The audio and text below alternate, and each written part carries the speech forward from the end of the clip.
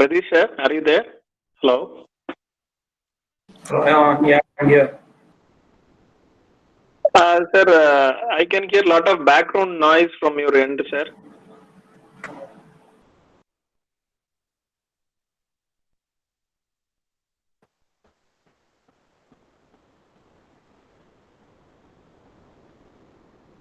Still some noise is there, sir. Can you... Yeah, just a minute.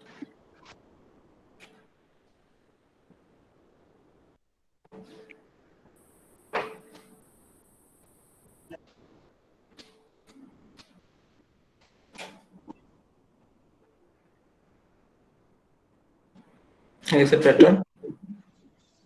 Yeah, now it is better, sir. Okay. So we will wait for another 5 minutes, sir, so that participants can join. After that, we can start the session, sir. Okay, sure. Okay. Thank you. So, Tojas, whether are you there? Tojas? Sir, yes, sir, I'm there, sir. Okay. We will wait for another 3 or 4 minutes, and after that, we can start the session. Okay. Okay, sir. Okay. Thank you.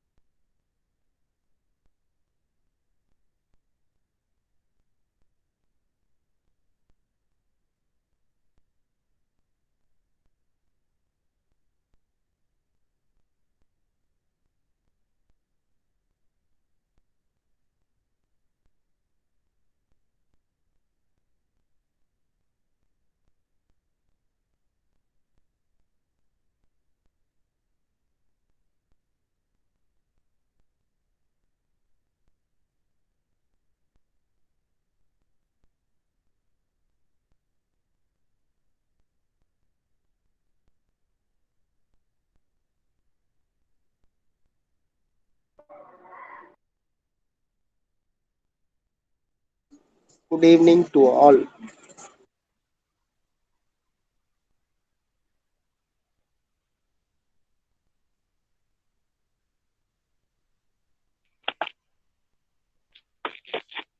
Okay. So I think most of the participants have joined the session. Around 67 members have already joined. So I think now we can start the session, right? So, Tojas, please give the welcome address. Can you please start with the welcome address? Okay. Sir. So, good evening, one and all present here. We are so glad to have you all here today. We appreciate your valuable presence amid this difficult time. Dear all, on behalf of Ramco Institute of Technology, we welcome you all for this workshop titled Basic App Development Using Flutter. For students and faculty members to bring you all much closer to spend this day with thought-provoking knowledge. To begin with, I would like to welcome our dear Principal, Dr. L. Ganesan, and our dear Vice Principal, Dr. S. Rajakarnagaran, who are a great backbone in organizing such wonderful and unique events. Welcome, sirs.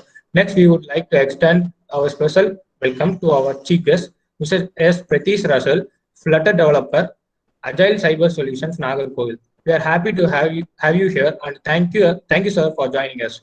I would also like to welcome our faculty members who are our second parents who guide us and stand by us. This event would not have been possible without the hard work and the dedication of our IE faculty coordinator, Mr. J. Jabin, and our student coordinators.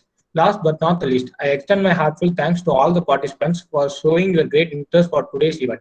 Once again, I welcome all the participants for today's workshop. So now I like to welcome Mr. J. Javid, Assistant Professor, Department of Mechanical Engineering, Ramco Institute of Technology, to say a few words about today's workshop. So thank you, Tojas, for giving a nice welcome address to everyone. So good evening, participants. Good evening to everyone present here. So I heartily welcome you all for today's workshop titled Basic App Development Using Flutter. So basically, Flutter is an open source user interface software development tool, which was created by Google to develop applications related to Android, iOS, Linux, Mac, and Windows, etc. Okay. So it is a need of the hour. So that's why we have planned to conduct such kind of events. So each and every month, as you all know, that we are conducting such kind of events in order to create some motivation, in order to create some awareness among our people. So based on this only, we have planned to conduct this webinar today. So I hope this workshop is going to be an eye-opening session to you all.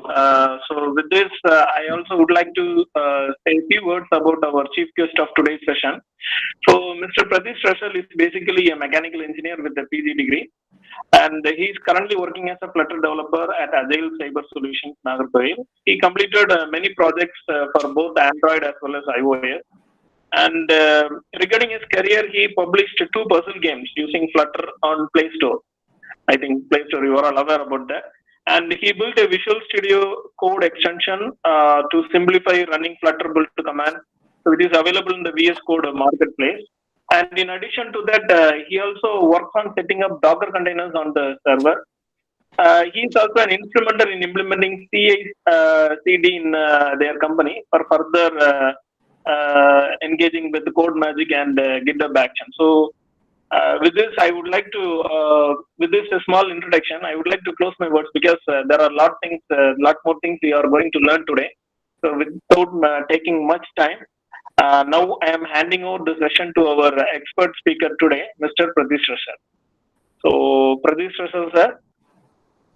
Okay. You can take over the session. Thank you. Okay. Thank you, Jabin, sir.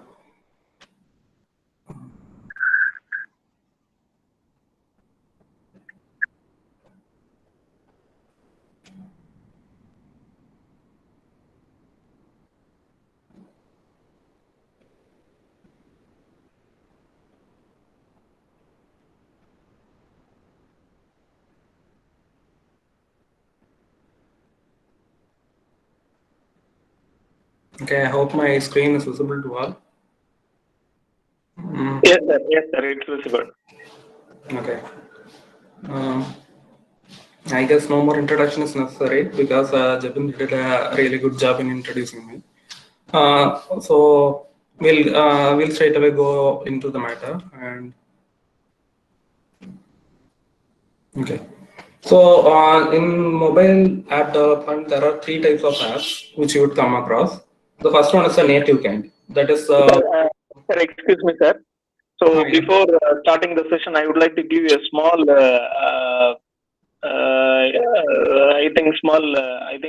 some few participants have changed our presentation. So I think, Pratish sir, can you please click on the presenter screen again?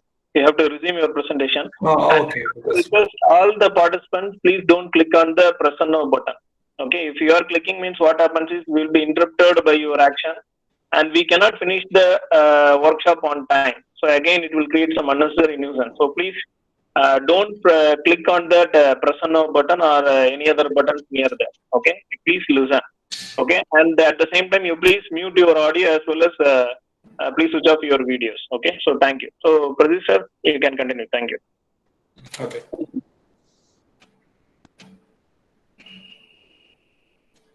Okay, so under app development, there are 3 types of development. Yes, sir. Yes. Hello. Hello. Three types of development. The first one is native kind. That is one you develop with Java, Kotlin, Swift, etc.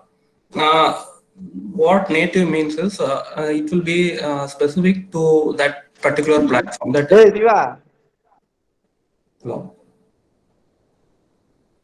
it will be specific to that particular platform. That is if you have to develop the same app for Android as well as iOS, you'll have to have two separate code bases.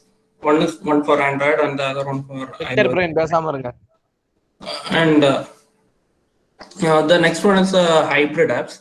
Hybrid apps are basically web apps. That is, they are basically developed with HTML or JavaScript, CSS, those kind of things. And what these technology, that is Ionic Cordova, what they will do is they will just wrap it up into a container and open it as a like a web page kind of thing. Okay, it will open up as a separate app, but it will be web app. Pradeep sir, can you please click on the resume presentation once again? Someone else again clicked on that button. Oh, okay. So Bhaskaran Monikam, please don't click that again. So if you are clicking that again means there is no other option. We will send you out of the meeting. Thank you.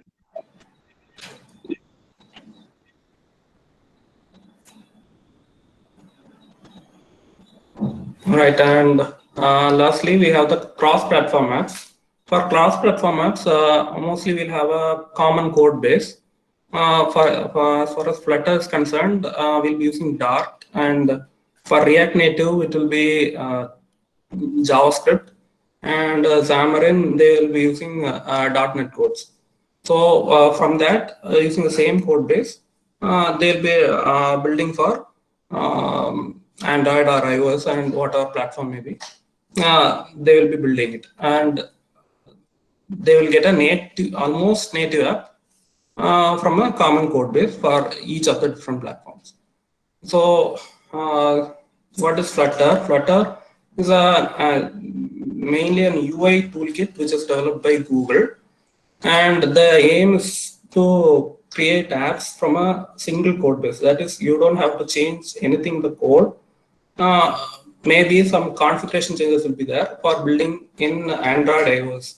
At first, it was mainly concentrated on Android and iOS, but now they are extending it towards web as well as even for a desktop apps. That is, even you can build a Windows or Linux app from Flutter.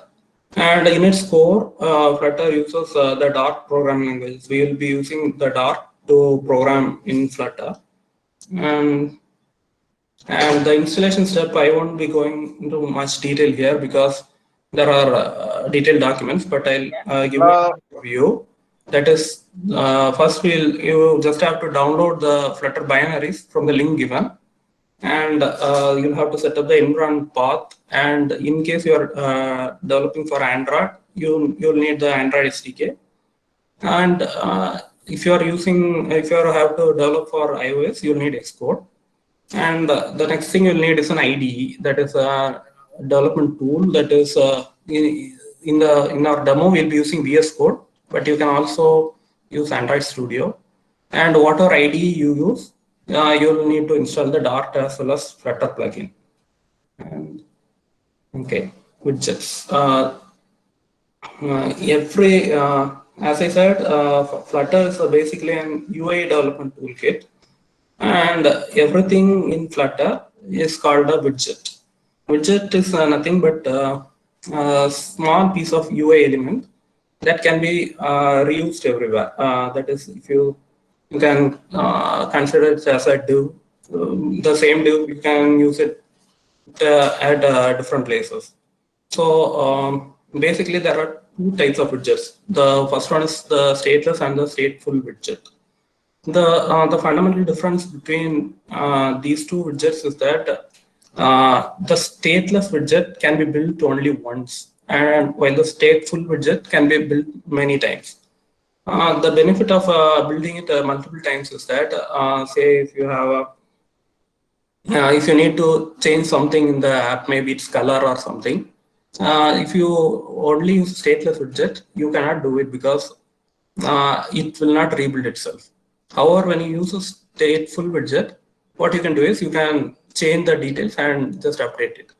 Okay, and plugins and packages.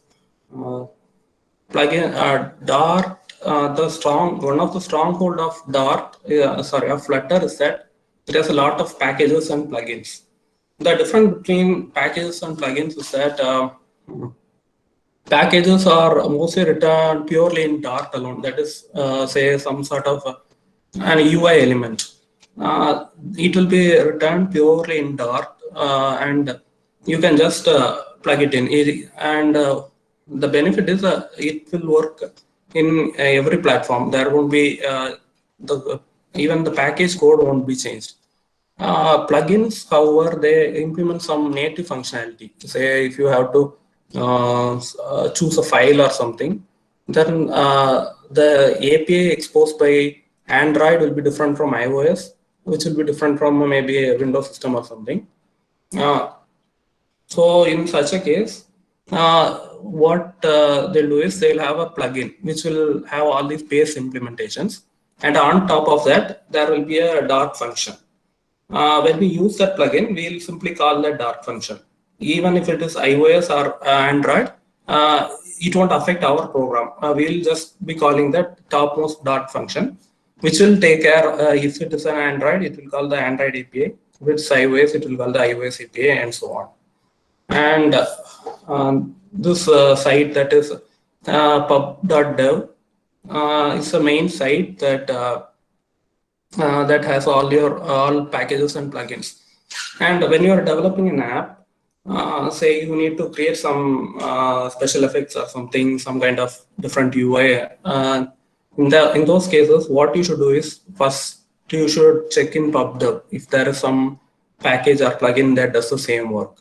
Because if you reuse the code, it will make the app development really simpler instead of writing everything from scratch. So this is an important thing. And then CI/CD. CI/CD, it means continuous integration and delivery. Why we need this is when you are developing an app, it has to be tested and then moved on to the to your users. And before that, we'll have to also build it. So what happens is we use these tools to automate those steps. That is, even as soon as you build, as soon as you push your code, the code will be built automatically and sent for testing. Something like that. It can even publish it to the Play Store. So this was CI/CD is about. And okay, we'll go on to a small demo. And in our demo, this is what we are going to do. We'll create a project, and I'll explain the folder structure, code structure, and we'll just add two numbers and multiply them, and I'll show you how to build it.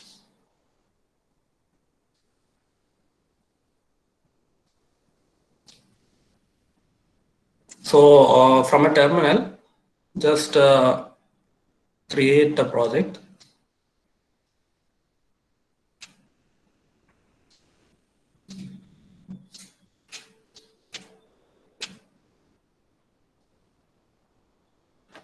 Okay. The command is flutter create followed by your project name.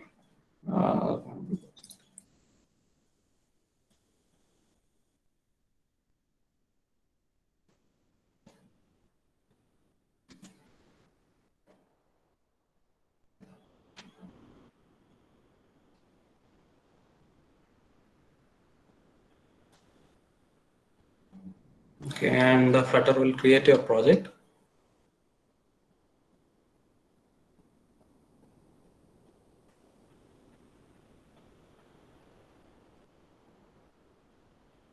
And as soon as it creates it, what we'll do is we'll open VS Code and add your project to it. So it's an add folder.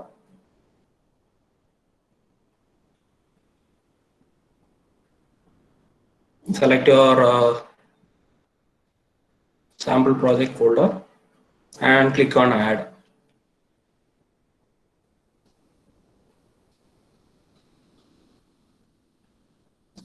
Okay.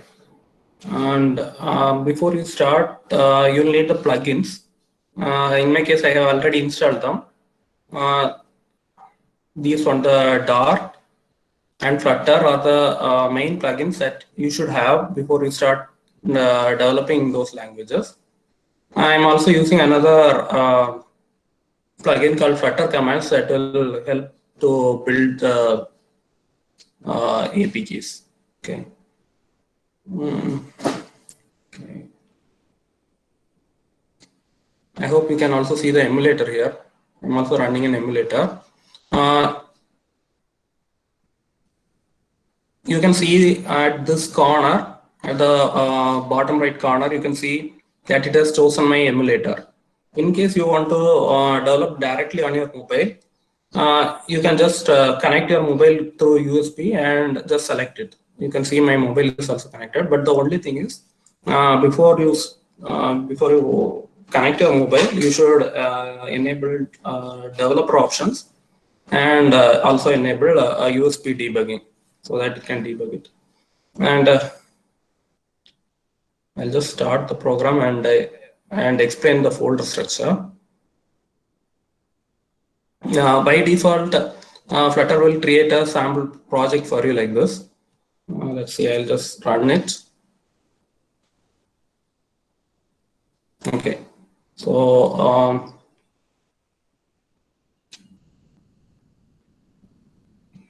of these folders, the important things you have to be concerned with is so first the lib folder. Every Dart code you write, you will write it inside the lib lib folder. Okay, and if you, in case you have to write tests for it, you write in the test folder, but just ignore it for now. And then for the build platform, in case if you are building for Android, you'll have to make some changes. That is in the app. If you expand the app Android folder, there will be an app. Inside that, there will be build Gradle. Okay, this if you are going to publish it in Play Store or something, you should check this. That is the application ID. It will give us a sample application ID. We'll mostly change it to something meaningful. That is com dot maybe adding program or something like that. Okay, and also if you want, by default, it will sign it with the debug key. That is a key that that Android Studio creates for itself. And to publish it, you'll have to create your own key. That you won't be going in this lecture, but that you'll have to consider. And in case you are building for iOS, and the important thing is we cannot build an iOS app from Windows. So I'll just tell you the steps. The files you'll have to change would be one thing is the PBX project, where the name should be the package name, that is the com.example thing, that will be mentioned, that you'll have to change. And the other one is the info.plist file.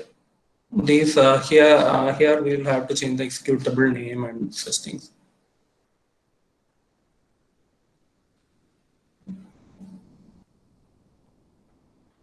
Okay. And another one important file you have to notice here is this pubsec.yaml. I already mentioned about some packages, right? All these packages will be mentioned, should be mentioned under these dependencies. Okay, there are two types of dependencies. That is, the first one is this dependencies, and the other one is a dev dependency. The difference between the dependency as well as dev dependency is that whatever you refer under dependencies, it will be built. Whatever you refer under dev dependencies, it won't be built. It will be in your project only when you are developing it. Okay, so, and also if you see here, there will if you add some assets, that is maybe an image or something you have to display in the app, you should also reference it here. That is under as an asset. You'll have to create an images folder and and reference it as asset. You don't have to actually reference everything. That is, here they have given images, first image, second image. You don't have to do it. You can just reference images slash, and every image inside that folder will be referenced. Okay.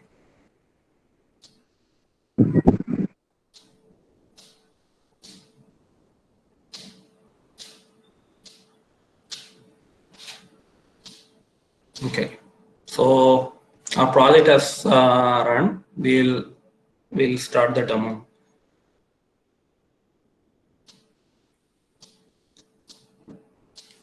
Okay, next I will explain how the code path works. This is the main function. This is what runs first when you start the app. The main function runs. So what the main function calls is a stateless widget, and the child of the stateless widget will be a material app. One of the good things about Flutter is that even though the parent widget is a stateless widget, if you keep the child widget as a stateful widget, that is material app, then you can actually change the state of the material app. So that's a benefit. And here they have given a lot of comments. I'll just remove them for now.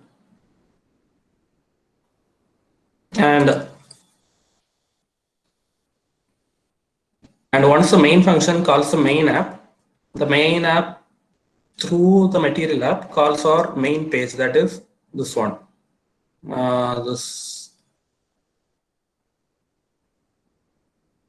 Okay, so we won't be needing that, so I'll replace it with another stateful widget.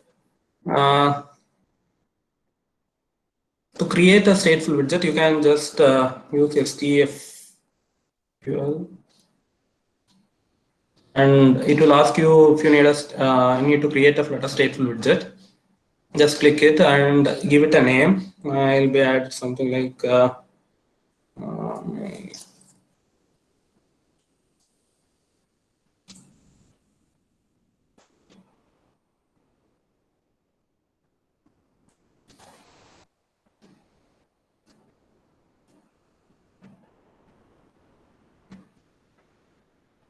okay. And now we'll also have to change this so that it will call mycal.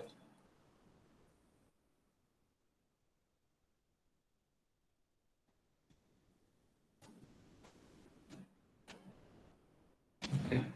So everything below this refers to this part, which we don't need, so I'll just remove them. Okay.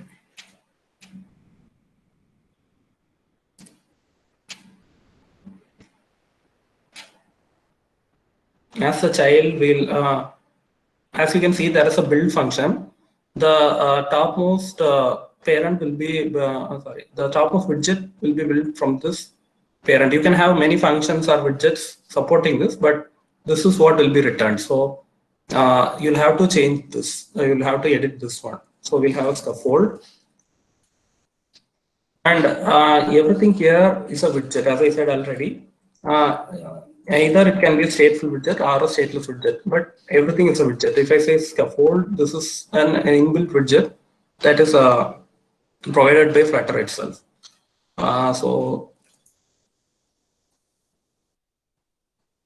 Okay. So what I'm planning to do is I'll create two sections. That is, one will be a header that will cover about say 35% of the height, and the remaining we'll have our calculator thing. Okay, so there are three widgets which I should mention here. Not three, there are a few widgets I should mention here that are important. The first three are a column, a row, as well as a stack. The differences between these three are they inside a column you can have a set of widgets. You can have multiple widgets, and all the widgets will come under the layout as one below the other. and the row the row will also have multiple widgets inside it, and they will come one next to the other. And as far as the stack is concerned, it will come one in front of the other. So here, since we have to, we'll need a header as well as the remaining portion. They should come one below the other. So we'll use a column. Okay.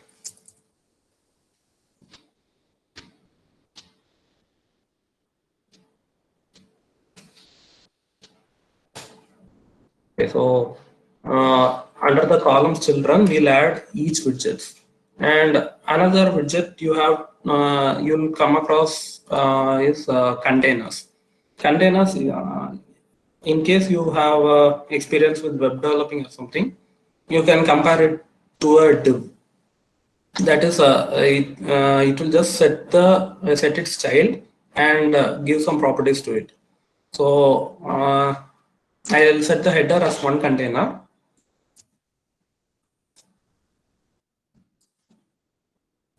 And the benefit of using VS Code is that it will give you whatever properties are defined inside it. And if you see, there will be a width and height, width as well as height. We need to set the width to cover the full size, that is the full screen size. The width should cover it completely, while the height should cover about say 30%. So let me set the heights. For setting the height, there is something called as media query, which will give us some variables about the current state. So about the current context. So media query.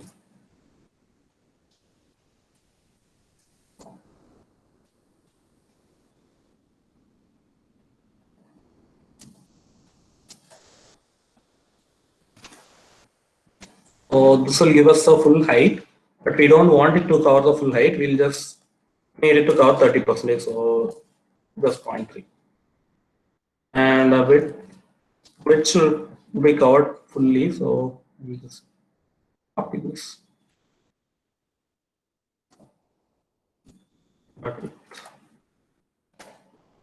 Okay, and just to make it look different, we'll also give it a color. To know which properties are available, you can just reference here. If you just move the cursor above near to it, it will show you everything. Colors dot.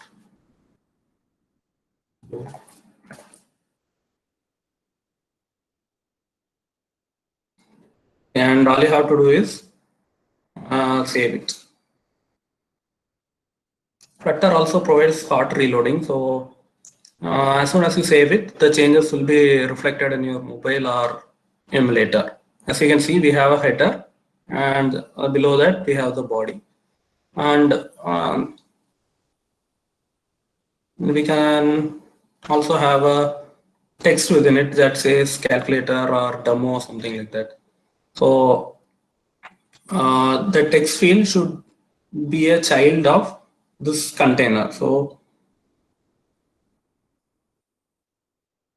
child and text. This component, that is text, this is also another widget. So as you can see, there are lots of widgets. Even if you when you use a package or something, that those will also be widgets. Okay, so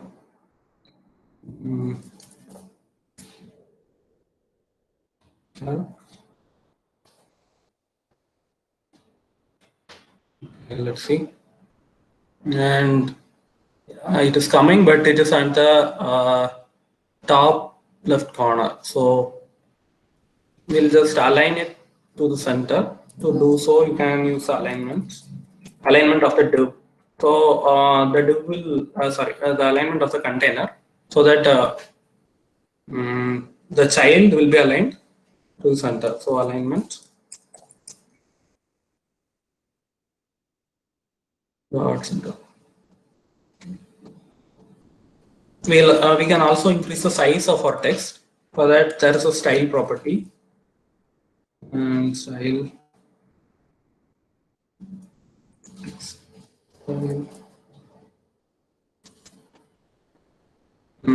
I'll increase the font size. It's around 30. Color.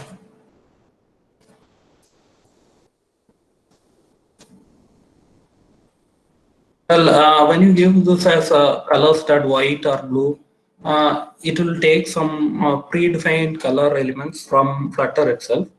Although you are not limited to those, you can actually give in a hex code or hexadecimal code of your color, and it will show that color also. Let's see.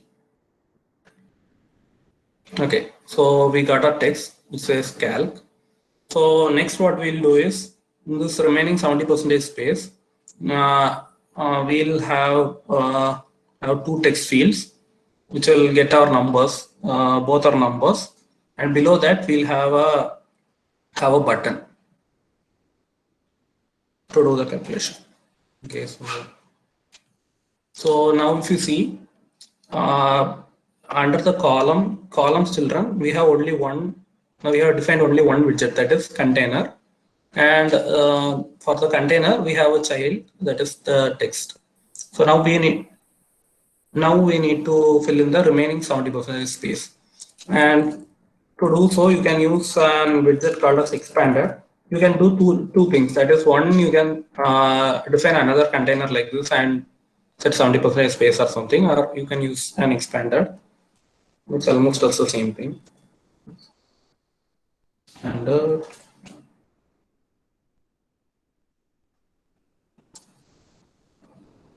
child.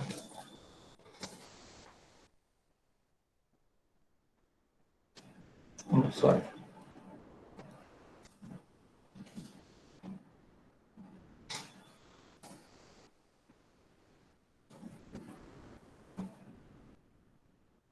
And for its style, what we can do is we'll have a column, and inside the column we'll define the text fields or inputs, that is. So another column.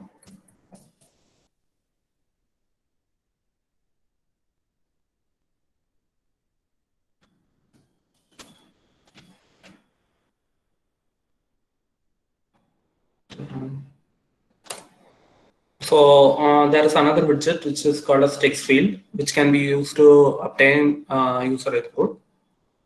That is.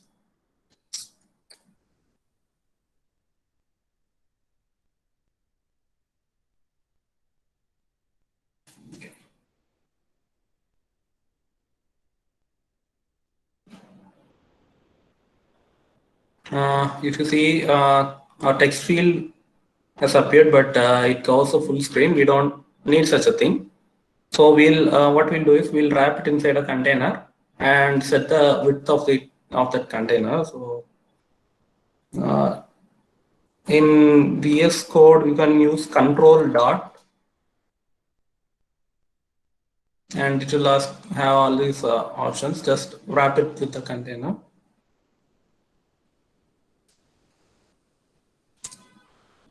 And we'll set the width.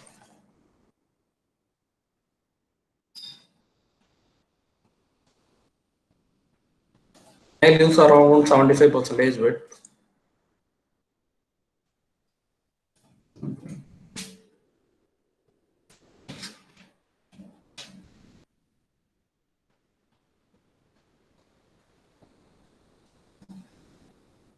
Right. We'll change this. As of now, it just shows an underline. So we can change the style. To change the style, just see what are the properties that are defined by the text field. Under that, you can see something called as decoration, which should be an input decoration. So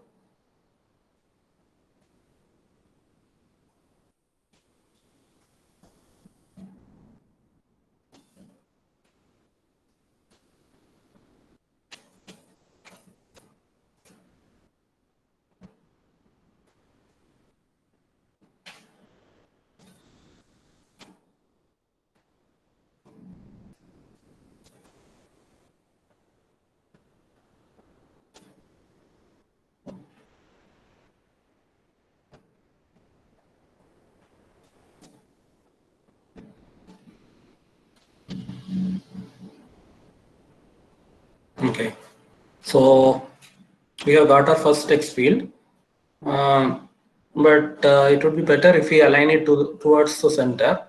So it should come at the center of the column, that is the column that fills the 70% space. So under the column, there's a property called, you see, the column there will be a main axis alignment.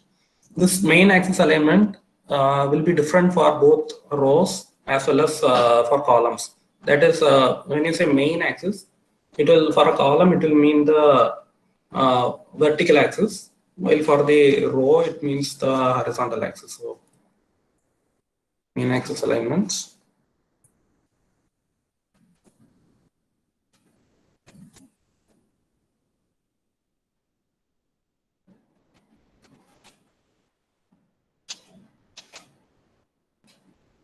Okay, so it will come at the center, and also for text fields there is something called as a controller.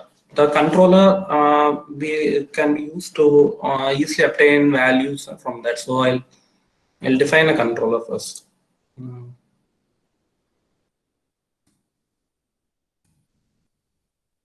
Text editing controller, which will hold the number 1.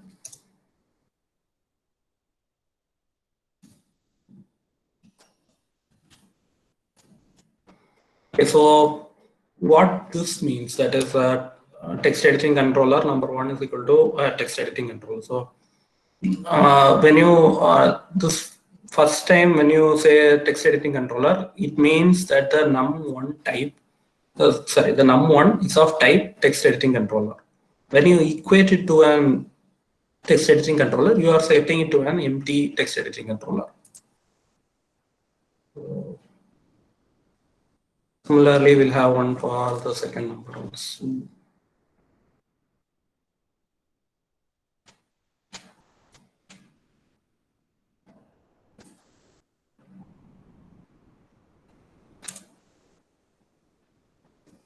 And here, if you see, there's a controller property.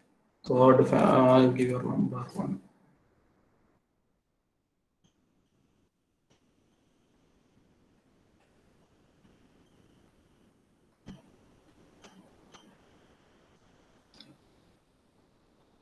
So I guess we are done. See, we get a common keypad, but for adding, it's enough if you get just a number pad. So for that, if you check these properties, you will see there's a property called as keyboard type. Here it is, text input type. So just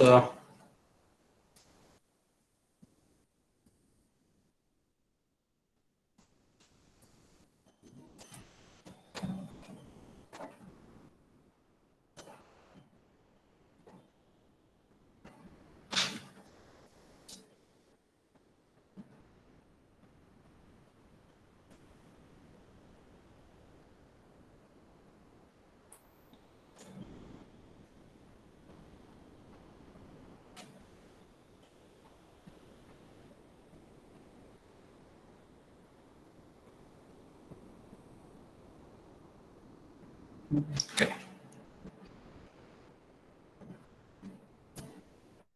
I'll just copy the same code and paste it to get a second field. Only the controller type is different. It's number 2.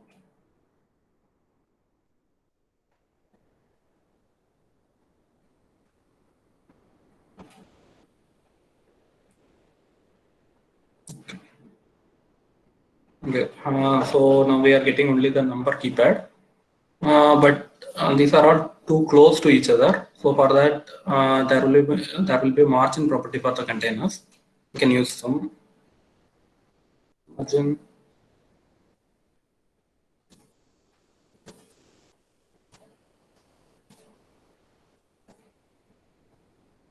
We only need to have a margin at the bottom. So there will be bottom margin of say 5.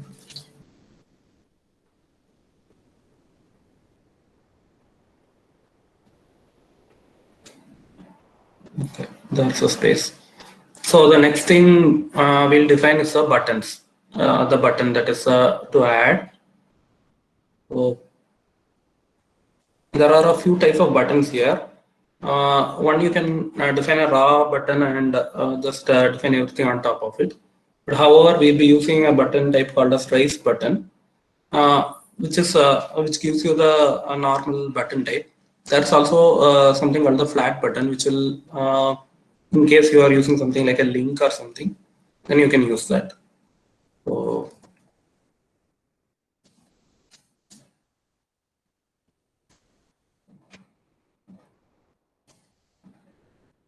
a button will always have an on pressed function, that is to what should be done if we press it.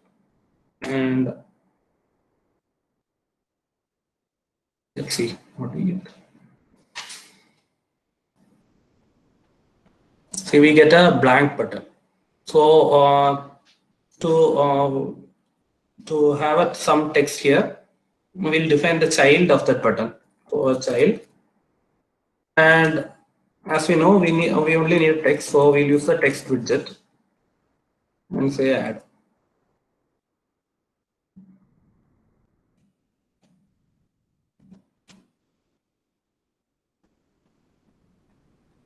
If we need, we can also set some styles for it. Maybe we can give the style, we'll give the color as white or something.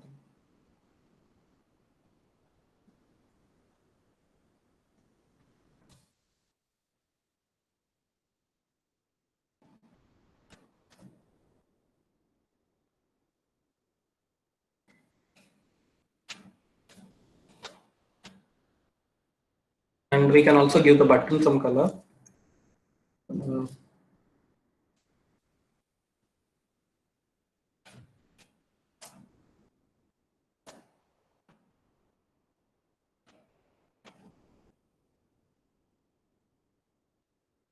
Let's see. Okay. So in case we need to change the shape, there is also a shape property for the button. So you can use it to have corners that are rounded.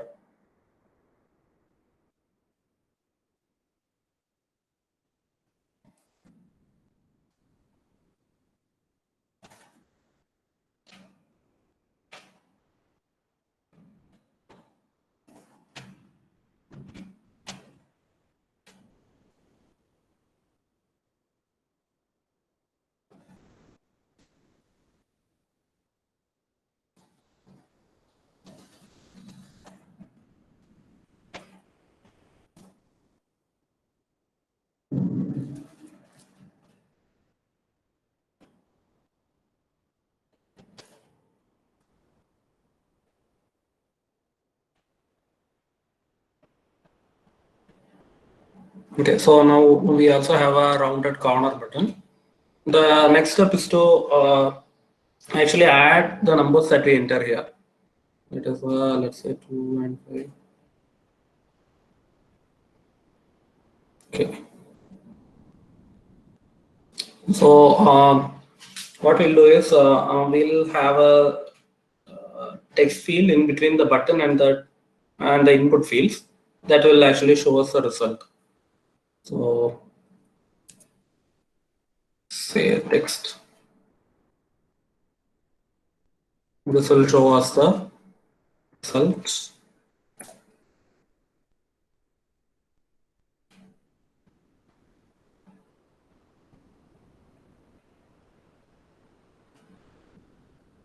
And we'll define a variable for storing our result, which we can have a double or int as you wish.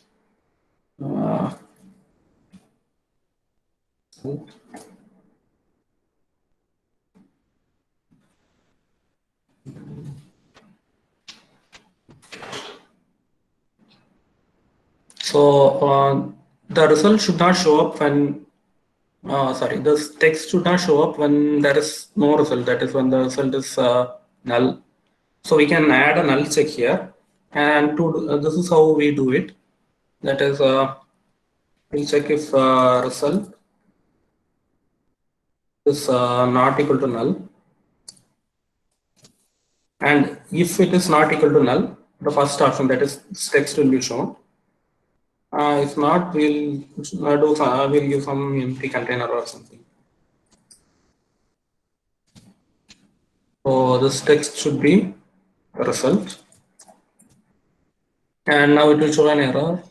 What's that error? Okay. So the reason this shows an error is because for text we can only pass a string. However, we are passing it as a double. So just convert it into a string.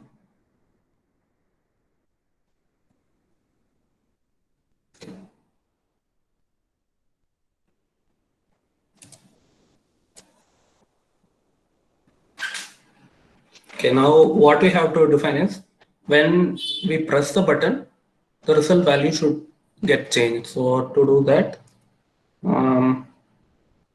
as I said already, under the controllers, that is num1 and num2, we can get the values that are entered in the text space, that is 2 and 5. So what we'll do is we'll set the result. But remember, result is a double, that is, it can store only numbers, but whatever is entered in the field, that is a string. So you cannot add it directly. So you'll have to do something like convert it into a double before doing it. And of course, you'll have to also add some checks, which I'm not doing it now. I'll just add it here. num1.text.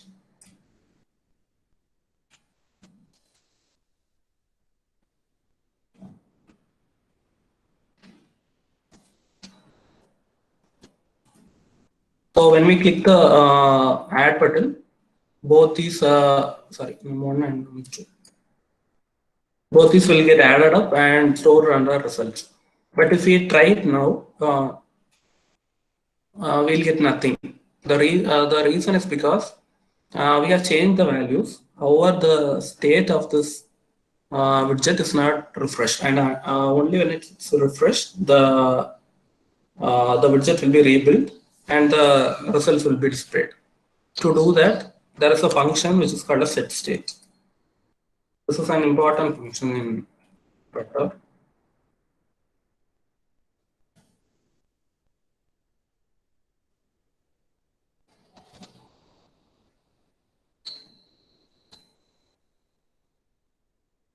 Let's put this inside set state.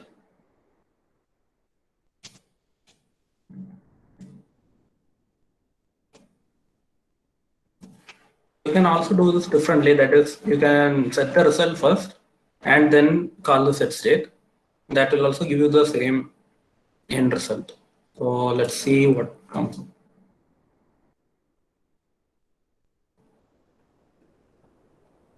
So let's see. And so we got the value. We can, if required, we can change the style, but I'm not going to do this right now. However, we'll add a multiply button that is next to the add. Okay. So as far as the column is concerned, what happens is it will place the widgets one below the other. However, the row will be used to place it one next to the other.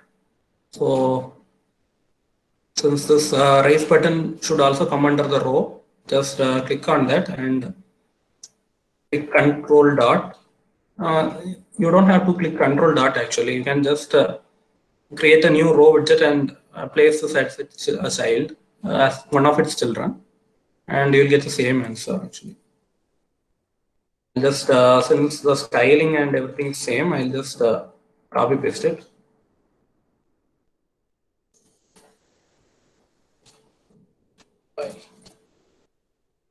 And change the operator.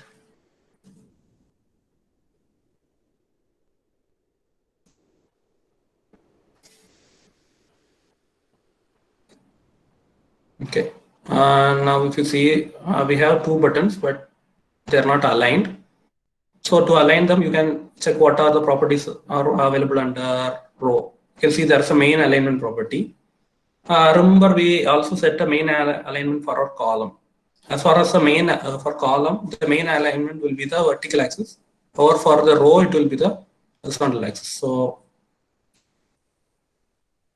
you can set it as main axis alignments.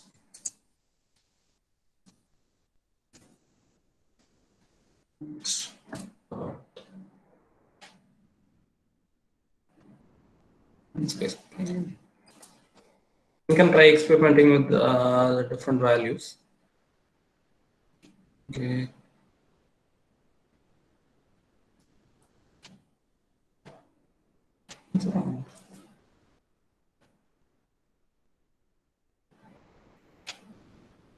Okay, so let's see. We can multiply. So we get the answers for this too. So the next what I wanted to show you is how to build it. And for building it, what you have to do is you'll have to just run a command. You can either in a command prompt window, you can just type it up. Or what I do is I use a extension, and that will run the command. So these are three types of commands to build APK. The first one builds a split APK. In case you are planning to upload it to Play Store or something, you should either use split APK or app bundle. And app bundle is the most preferred one according to Play Store. And Fat APK, what the difference is that there are different types of architecture for our mobile, that is ARM, 86-bit, 64-bit, something like that. So ARM, AMD, and so on. So if you build a Fat APK, it will bundle all those things for all these architectures in a single file. So your file size will be much larger. The other two things, it will split up in some other format. So let's say if I want to build it, I'll just click on the command and it will run the command. If you want, you can also type this manually and run it. It will take some time for the build to finish, so I won't be waiting for that. However, I'll show you where you can find the files. That is under your project. There will be a new folder created which is called as build, and under that app there will be a folder called outputs APK. It will give you the release APK. Now I think there will be a debug APK, but then you will get a release APK. Okay, that you can simply share to your friends and they can install and check it out. So that's the demo. Next, I'll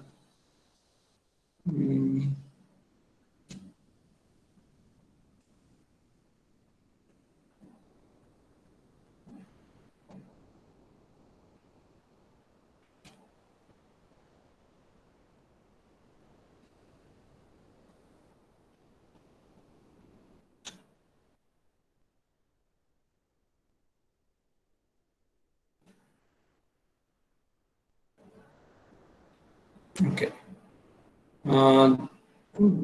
This is a video of some of the apps I had created. This is a stock market app. Just by giving the name, it will fetch some of the data for previous years and display it. And this is an app which I have published in Play Store. It's a simple mathematical puzzle.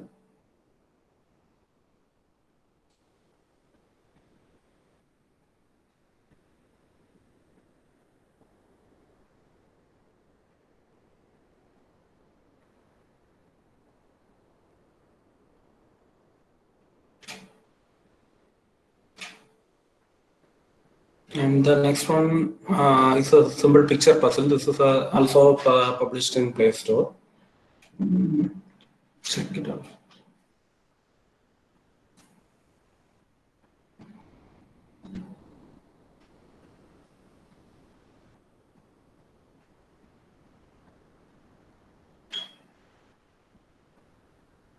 Well, it actually allows you to share your score with your friends, and also there are two types of puzzle as you will see in this demo, and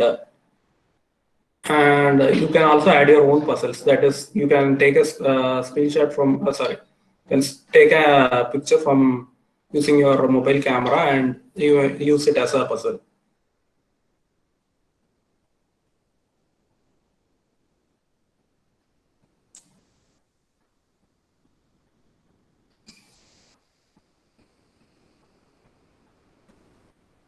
So when you start developing, you will get a lot of doubts. And what I usually do is the first thing you can simply do a Google search or something, and YouTube you can use. And Flutter also has very good documentation.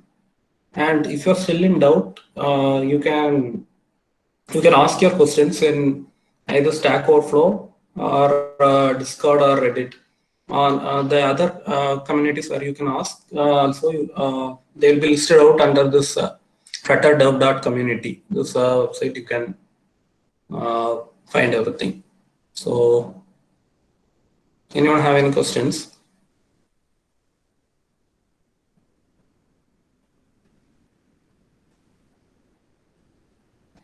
Okay, so thank you, sir. Thank you for your nice presentation. So, from this presentation itself, it seems that it is little bit completely purely coding, right? So, for most of you, the people whom they are having some background in this area, they can understand these things easily. So for others, I think it is very little bit difficult and it seems to be a bit dry.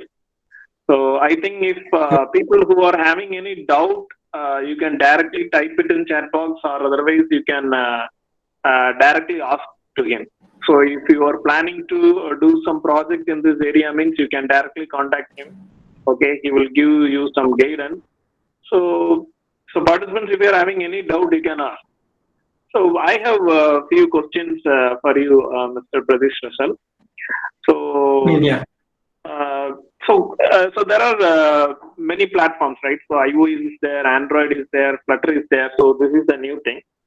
So what is the difference and why Flutter is? Why Flutter is overtaking the other platforms? I mean, Android, iOS. First thing is Flutter is not a platform. Flutter is a tool that is used to create apps on those platforms. So it is more like a framework. The reason why we are going to Flutter is that the first thing that is, as I mentioned in my first slide, the native apps. The native apps actually give you more freedom. Even better than Flutter, it will give you more freedom. But the problem is you can develop it for only a single platform. That is, if you need to build for say Android, iOS as well as web, you will have 3 sets of code base, and there will be 3 sets of developers working on them. So it becomes really difficult to manage the code bases. Even if you create the app at first, then if you have to issue some bug fix or something, everything becomes tedious because you'll have 3 separate set of code bases. The next one, that is a hybrid thing. It is what to say? It's more like a web app. You can't even call it a native app itself. The next one, that's cross-platform, under which Flutter, React Native, and Xamarin comes under. Of these 3, React Native has some defects. Xamarin supports not as many platforms as Flutter. React Native has a limitation, that is, it is mostly JavaScript based, and also it has some sort of a JavaScript glue in between, so it is a bit slower than Flutter. And for creating native-like apps, Flutter is giving much better freedom, as well as they are also expanding into to desktop as well, desktop and web. So, and if you also see after Android, they are the Google team is planning to replace it with something called as Fuchsia OS. And this OS, they are actually going to support Dart better than instead of Java. So as far as Fuchsia OS, when it comes out, Flutter will be more or less the native equivalent to it. Okay, so there is one question from one of the participants named Kannan Shekhar. So he asked difference between Android, I think Ellipse and Flutter. So I think you can see the question in the chat box. Excuse me.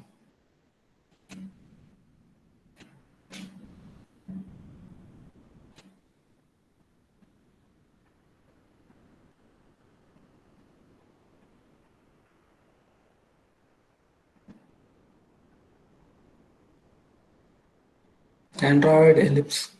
I think what you are trying to ask is the difference between Android Studio, Ellipse, as well as Flutter, right? The thing is, Android Studio as well as Ellipse are both IDEs. That is, they support your code development. That is this tool. Say here I am using Visual Studio Code, a tool which is similar to this.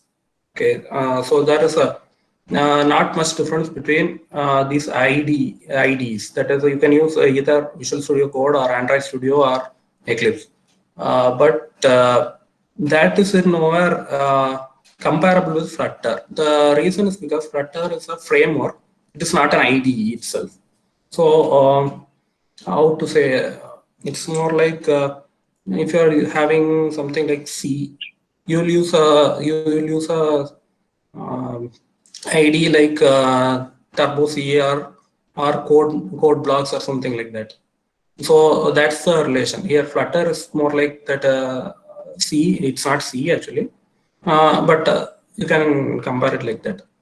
And this Android, Eclipse, and VS Code are all IDEs.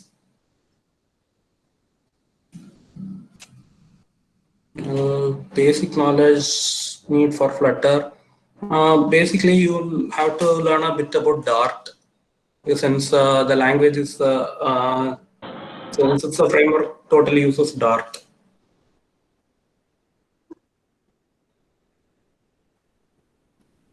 Okay, so I have some questions. So can you explain how to install this Flutter in our system or laptop or wherever it is? How to install? What are the ways? Okay, the installation is actually quite simple.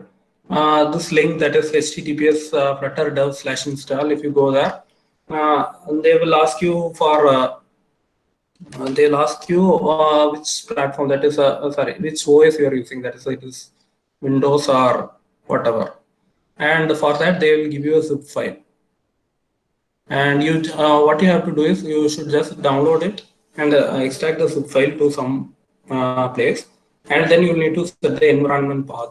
That has also been documented here.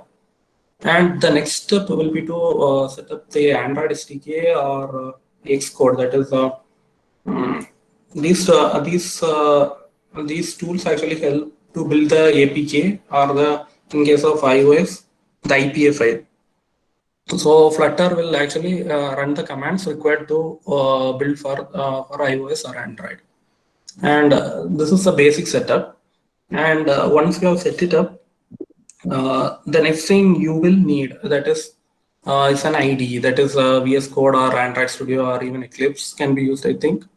And that will help you with all the code hinting stuff, which you saw here. To see, if I just move my cursor near it, you saw that it will show all the methods defined here. Or if I just type, say, shape or something. So if I start typing, it will show me some hints and such things. These are the benefits of using a good IDE.